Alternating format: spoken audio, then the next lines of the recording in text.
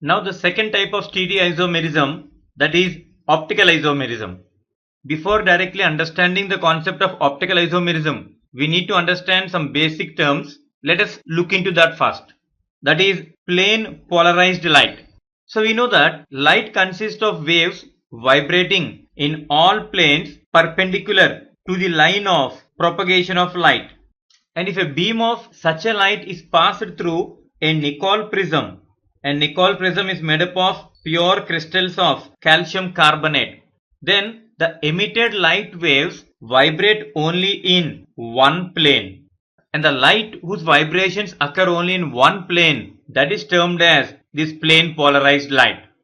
Let's understand this with the help of the animation here. So this is our light source. So this is how the waves are vibrating in all planes perpendicular to the line of the propagation of the light. And if this beam of light is passed through a nickel prism, and this is a nickel prism, and the light coming out of it contains waves vibrating only in one plane. So here the particles are vibrating in all the planes, and here the particles are vibrating only in one plane. And this particular light whose vibrations occur only in one plane, that is called as the plane polarized light. So this is the light source, A is the light source, and B indicates that the waves vibrating in all the planes perpendicular to the direction of the propagation of the wave, and this indicates the nickel prism. So it cuts all the other vibrations, leaving only the vibrations of one particular plane.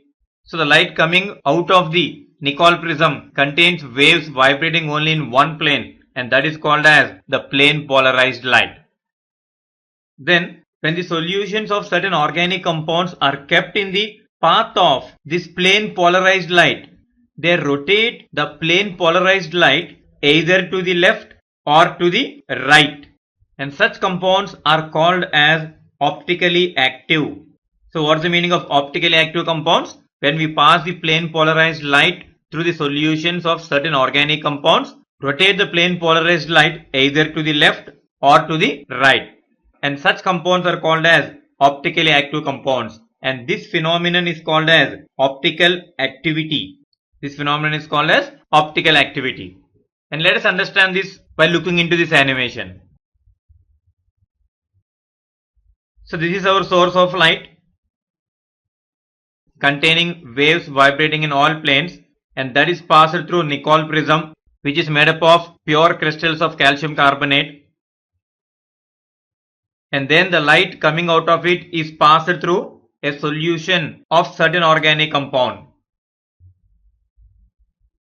See here, the plane polarized light is rotated to one particular side, isn't it? So this particular organic compound which is present in the solution form is said to be optically active because it is rotating the plane polarized light. So some of the compounds rotate the plane polarized light to the right side and some to the left side, and such compounds are called as optically active, and this phenomenon is called as optical activity. And in particular, the optical isomer which rotates the plane polarized light to the right side, that is called as dextrorotatory. So what's the meaning of dextrorotatory compound? That is the optical isomer which rotates the plane polarized light to the right side, means in the clockwise direction. And this is designated with small d or a plus sign enclosed in the brackets. So this indicates dextrorotatory. And the optical isomer which rotate the plane polarized light to the left side, that is in the anti-clockwise direction, that is called as levorotatory. And this levorotatory compound is designated as L or a minus sign enclosed in brackets. So that is about the two optical isomers, dextroform and the levoform, where the dextroform rotate the plane polarized light, to the right side and the levo to the left side. And such stereoisomers which differ in their behavior towards the plane polarized light, they are called as optical isomers. So now this is the definition of optical isomers. So stereoisomers which differ in their behavior towards plane polarized light, because some compounds rotate to the right side and some to the left side. So that particular isomers, we call them as optical isomers, and this phenomenon is called as optical isomerism. So that is the exact definition of optical isomers and optical isomerism. I repeat, the stereoisomers which differ in their behavior towards the plane polarized light, they are called as optical isomers, and that phenomenon is called as optical isomerism. Now let's understand what is the exact reason for this optical activity. We know that all objects and molecules have mirror images, isn't it? An object or a molecule which is not superimposable on its mirror image, that is called as chiral object or the chiral molecule, or we can also call it as the disymmetric, or we can also call it as the asymmetric. So an object or a molecule which is not superimposable on its mirror image means exactly the original structure should not superimposable on its mirror image. That is called as a chiral, disymmetric or asymmetric. For example, let me take alphabet P. So it is like this, and if this is the mirror, now tell me how does the image of this alphabet P looks like? It's like this, isn't it? So this is the original one and this is its mirror image. Now bring this mirror image and keep it on the original structure. Are they exactly overlapping? No, isn't it? So if I represent the original one and its mirror image in different colors, the original one looks like this, and if I keep the mirror image on the original alphabet, it's look like this, isn't it? So here the mirror image is not superimposable on the original structure. Both these are completely different, or this kind of molecule we call it as the chiral molecule, disymmetric or even asymmetric. If I take another example, if we keep our left hand in front of the mirror, definitely the mirror image looks like our right hand, isn't it? When you bring this image and keep it over this, it is not superimposable. There is also an example of chiral object. So an object or a molecule which is not superimposable on its mirror image. So superimposable means exactly we need to keep one above the other, and if they are matching exactly means if the thumb of the mirror image comes exactly above the thumb of the original structure, if the little finger of the mirror image comes exactly above the little finger of the original structure, then we say that it is superimposable.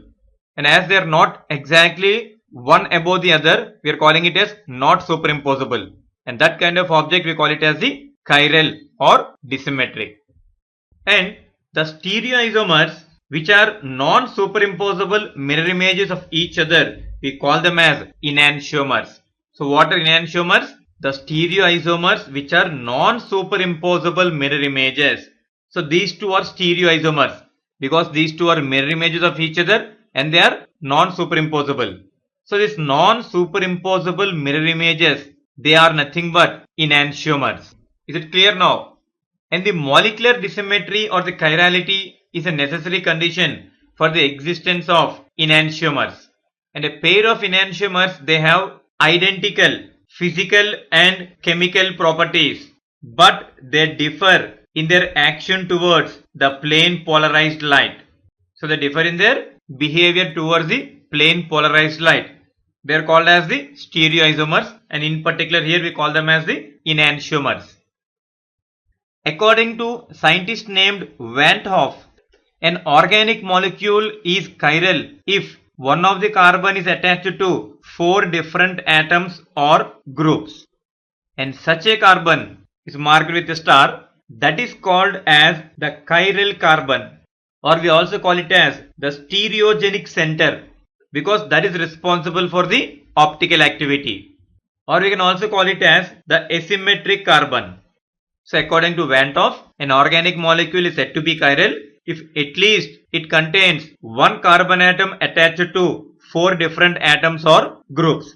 So from now onwards, if I say the term chiral, it means that particular compound contains at least one carbon attached to 4 different atoms or groups, and definitely that original structure is not superimposable on And if that original molecule is not superimposable on its mirror image, then we call that one as the enantiomer. Let's understand this by looking into this animation. This is our original molecule, where this is our carbon attached to 4 different groups taken in 4 different colors.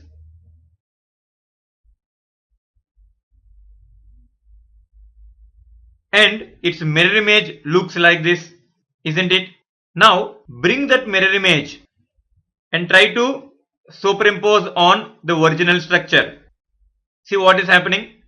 Is it exactly overlapping? Is it exactly the blue ball is overlapping over the blue one and the pink over the pink? No, isn't it? So here the original one is not superimposable on its mirror image. So see again, this is our original structure, carbon with 4 different groups, and this is the mirror image. And when we bring the mirror image and keep on the original structure, it is not superimposable. So this non-superimposable mirror images, we call them as enantiomers. And this particular compound is called as the chiral molecule because it contains carbon attached to 4 different atoms or 4 different groups. And this particular carbon is called as the chiral carbon, stereogenic center or asymmetric carbon. Now see this alphabet A. How does its mirror image looks like? It is like this, isn't it? Now bring that image and overlap on this original one. It is exactly superimposable, isn't it? This alphabet A, the mirror image of alphabet A is superimposable on its original one. So this particular object, or if it is a molecule which is superimposable on its mirror image, that is called as achiral molecule. So that is called as the achiral molecule. Here the alphabet A is achiral object because the mirror image of that alphabet A is superimposable on its original one. Now see this one. The mirror image of this particular chair is superimposable. You bring that image and keep it over here. Exactly we will get one above the other. Means this leg over this one, this over this one, and so on. So again this is superimposable on its mirror image. So this is also achiral. So let us take a molecule which is achiral. So this is our molecule where carbon is attached to 4 groups. See here, all the 4 groups are not different. Let us take the mirror image of this one. Here is the mirror image. Now let us see whether this mirror image overlaps exactly on the original molecule or not. See carefully what is happening. It's exactly superimposable. The pink ball is coming over the pink one. Again the orange over the orange one and black over the black one. Isn't it? So this particular molecule which is superimposable on its mirror image, this is called as achiral. Is it clear now? So whenever a carbon is attached to 4 different atoms or 4 different groups, that is chiral. And if it is not so, that is called as the achiral.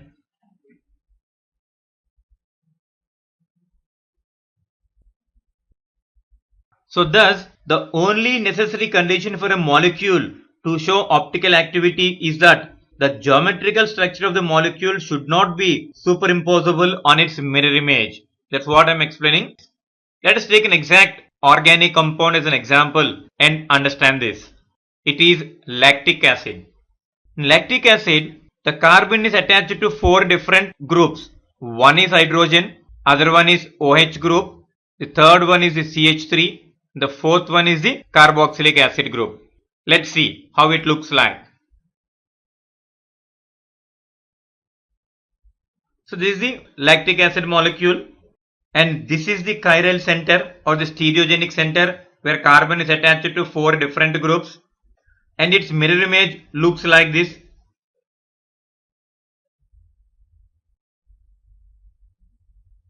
And whenever we are writing a mirror image, no need to write the exact mirror image like keeping carbon in this way, oxygen, oxygen and hydrogen in this particular way. That is not essential and we cannot write like this. Simply we say that the one which is closer to the mirror, that again should be closer here. The one which is distant from the mirror, it should be again in the same way. So don't use exact mirror image and waste your time in the exams. So this is the mirror image of the lactic acid. So again this is our chiral center. And now you bring this particular mirror image and keep it over here. What you get? We get carbon above carbon. Of course, methyl group above methyl group and COH group above COH group. But what is happening here? Above OH group, we get hydrogen, and above hydrogen, we get OH group. So it is non-superimposable. And these non-superimposable mirror images of each other and the stereoisomers which are non-superimposable mirror images of each other, they are called as enantiomers. So that is about the lactic acid. Then the stereoisomers which are neither superimposable nor they are the mirror images, they are called as diastereomers. They are the stereoisomers because they are having the same molecular and structural formula and differing in their spatial arrangement. They are neither the mirror images of each other, and those two isomers are non-superimposable on each other, and they are called as the diastereomers. Let us take the example of 2,3-dibromopentane. This is the structure of 2,3-dibromopentane. 5 carbons are there. 1, 2, 3, 4, 5, and a bromine on second carbon as well as on the third carbon. So this is 2,3-dibromopentane. Can you find out the chiral carbon atoms in this particular compound? Yes, there are 2 such carbons. That is 2 chiral centers are there. This one as well as this one. Because this carbon is attached to 4 different groups. Same with this one also. So this is one stereoisomer. Let us take the mirror image of this structure. It is like this, isn't it? Yes or no? Yes. So these two, see here, the structure 1 and structure 2, these two are mirror images of each other and they are non-superimposable, isn't it? These non-superimposable mirror images, we call them as enantiomers. So these two are a pair of enantiomers. And let us see the other possible structures. And this is the third one. Again, the same 2 carbons are the chiral carbons and its mirror image is like this. Now see here, again structure 3 and structure 4. These two are mirror images of each other, isn't it? And they are non-superimposable. So again, they are a pair of enantiomers. Now, what about structure 1 and structure 3? Means this one and this one. Again, separately structure 1 and structure 4. This and this. See here, these two are not the mirror images of each other. Neither they are superimposable on each other. Same with the case of 1 and 4. Then again compare structure 2 with structure 3 and then structure 2 with structure 4. All these pairs separately, they are neither superimposable nor they are the mirror images of each other, and they are called as diastereomers. So these are the enantiomers and these are the diastereomers. So that is about the enantiomers and diastereomers as a whole, optical isomers. Let's understand racemic mixture. An equimolar mixture of 2 enantiomers. So if I say enantiomers, means it indicates both the dextro form as well as the levo form. Can you recollect the meaning of dextro and levo? Yes, dextro means that is the stereoisomer which rotates the plane polarized light to the right and levo rotates to the left side. So an equimolar mixture of 2 enantiomers is called racemic mixture, or we can also call it as the racemic modification. Let's understand the optical activity of racemic mixture. When the D and L forms, they are present in equal concentration, then the solution shows zero optical activity. Why the optical activity is zero for this racemic mixture? Because due to the external compensation, because externally we are taking both the compounds in equal concentration.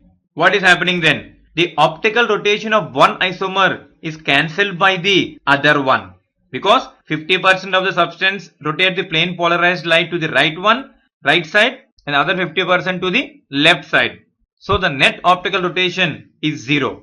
So racemic mixture does not show any optical rotation, and this racemic mixture is represented by D and L together, represented by DL writing together, or plus as well as minus symbol enclosed in brackets. So that is the meaning of racemic mixture, and this is required only for information purpose. No need to go how to prepare this racemic mixture and how to separate the racemic mixture. And I had given you the meaning only because we will use this term again while discussing the nucleophilic substitution reactions. Now let's see the optical isomerism in tartaric acid. The tartaric acid has two asymmetric carbon atoms, each linked to same four different groups. And the spatial arrangement of the various groups in tartaric acid can be represented in three different ways. So this is the first one. These are the two chiral carbons where both the carbons separately are attached to four different groups. These are the three different groups. This entire thing as one separate group. Same with the case of the second carbon also. And its mirror image looks like this. Isn't it? These two are definitely a pair of enantiomers. Let's see the third representation. It is like this. And now see here, this particular plane can divide this molecule into two equal and identical halves, and that is called as plane of symmetry. So here, three spatial arrangement of these groups in tartaric acid are possible. One is this one, where if we assume that plane polarized light is rotated towards the right side, then this can be named as the dextrorotatory form. And in this case, the plane polarized light is rotated towards the left side, that is in anti-clockwise direction, and this is represented by the levo form. And the third one, this is exactly called as the mesoform. And what is this mesoform? So this possesses a plane of symmetry, and this is optically inactive. First, what is plane of symmetry? It is a plane which divides the molecule into two equal and identical halves. Is this plane not dividing the molecule into two equal and identical halves? Yes. So this is called as the plane of symmetry. So what happens when there is a plane of symmetry? In this case, one of the asymmetric carbon turns the plane polarized light to the right side and the other one to the left side up to the same extent, so that the rotation due to upper half is compensated by the lower half.